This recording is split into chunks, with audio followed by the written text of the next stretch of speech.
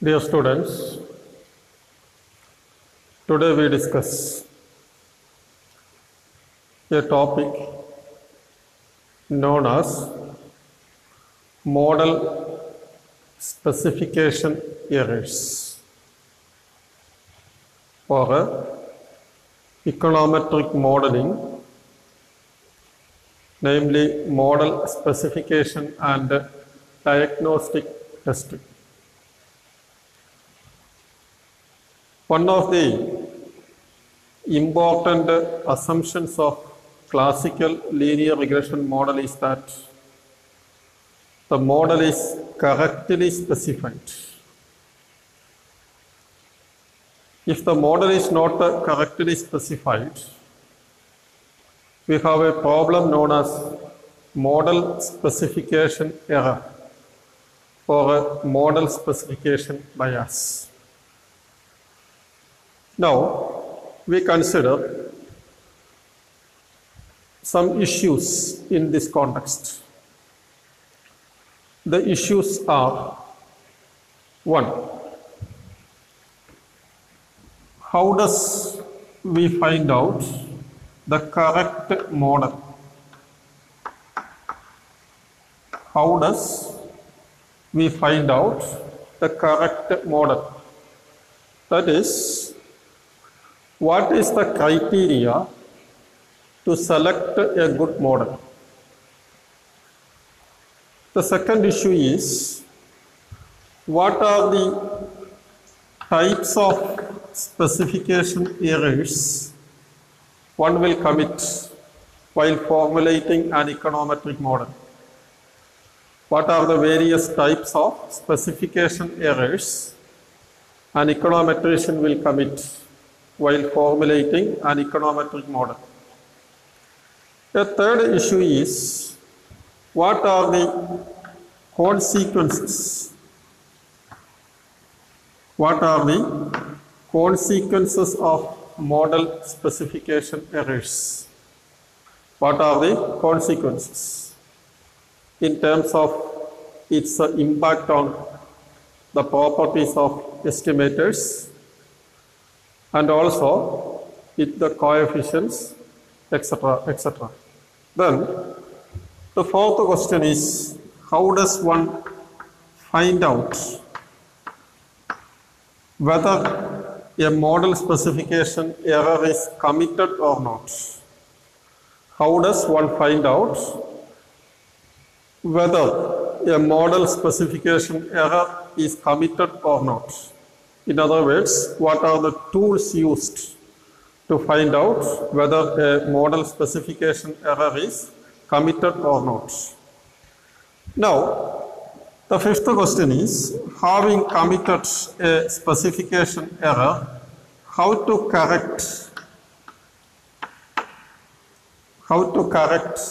a specification error? We will not commit errors deliberately. If an error is committed, what are the solutions available? What methodology, what procedures should be adopted to correct the specification error? And a last issue is, how does one choose between competing models? Competing models. How does one choose between competing models? So these are some of the issues which we discuss in the context of econometric modeling. Now, we first consider what are the criteria of a good model. What are the various criteria to evaluate a good model? In this context, two econometricians, Henry and Richard, suggested a few criteria that should be satisfied by an econometric model. Let us first discuss this criteria, then we discuss what are the various types of specification errors one will commit, what are the consequences of model specification errors, then how to find out whether a model specification error is committed or not, and what procedures are available to correct if a model specification error is committed, etc. Now, according to Henry and Richards, a model that is adopted for empirical analysis should satisfy the following criteria. The first one is be data admissible. Be data admissible. This is the spelling is Henry. Be data admissible. That means prediction made from the model must be logically possible. Data admissible means predictions made from the model must be logically possible. That is the first criteria. The second one is it must be consistent with the theory. Consistent with the theory. The second criteria is the model used for empirical analysis must be consistent with the theory. And it is well known to us that econometric modeling is meant for analyzing and evaluating economic theory. So naturally, econometric models used for empirical analysis must be consistent with the economic theory. The third one is how weakly exogenous regressors. Weakly exogenous regressors. It means, as we have stated in many places, explanatory variable should be uncorrelated with the error term. Explanatory variable should be uncorrelated with the error term. This will be automatically satisfied if X is assumed to be exogenous. If X is endogenous, we cannot assume that X is exogenous always. If X is endogenous, we have to ensure that covariance Xi Ui is equal to 0. Otherwise, we will get what is known as inconsistent, not only biased, but also inconsistent estimates, known as this is a very serious issue. The problem is known as endogeneity problem, and we will discuss this in detail when we study instrumental variable methods. The fifth one is it must exhibit parameter consistency. Parameter consistency. The model should exhibit parameter consistency. Parameter consistency means the value of the parameters must be stable. Parameters must be stable. If the value of the parameter is not stable, it will be difficult to generate forecasts from an estimated model. Then it must exhibit data coherency.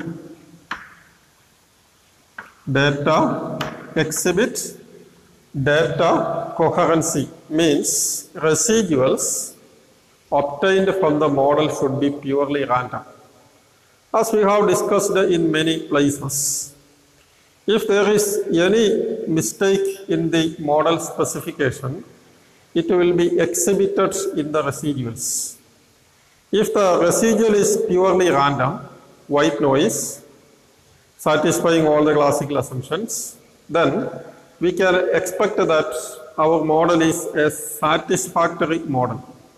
So once a model is estimated, we will obtain the residuals, and the residuals will be analyzed to ensure that the model specified is correct. And we analyze the residuals for autocorrelation, heteroscedasticity, model misspecification.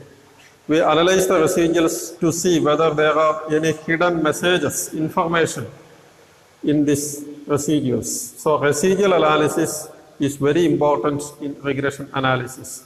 Used for autocorrelation, heteroscedasticity, model misspecification, normality of residuals and error terms, and so many other purposes. And B, last one is B encompassing. B encompassing. Encompassing means the chosen model will be able to encompass all the alternative models as special cases. That is known as nesting. The chosen model will be able to nest all the competing models. So in our subsequent analysis, we will analyze a model on the basis of these criteria suggested by Henry and Richards. That is, be data admissible, consistent with the theory, weakly exogenous explanatory variables, parameter consistency, data coherency, be encompassing. So model selection criteria is based on these principles. And in the next class, we will discuss what are the types of specification errors.